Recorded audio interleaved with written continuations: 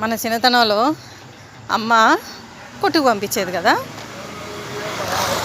కొట్టుకు పంపించినప్పుడు ఇవి తీసురా అని లిస్ట్ చెప్పేది. సరేనమ్మా, ముందు డబ్బులు ఇవ్వు, నేను వెళ్ళి పట్టుకొస్తానులే, నేను వెళ్తాను. ఎందుకు వెళ్తాం? అమ్మ వదిలేసే చిల్లర కోసం. సరే సంచి తీసుకుంటాం, వెళ్ళిపోతాం. తీరా దారి మధ్యలోకి వెళ్ళేటప్పటికి అమ్మ ఏం చెప్పిందో మర్చిపోతాం. సరే మనకు గుర్తున్న 1-2 ఐటమ్స్ తీసేసుకుంటాం. ఇంటికి వస్తాం, లలా అని నవ్వుకుంటూ ఆడుకుంటూ ఇంటికి వస్తాం. ఇంటికి వచ్చిన తర్వాత అమ్మ సంచిలో సరుకులు చూస్తుంది.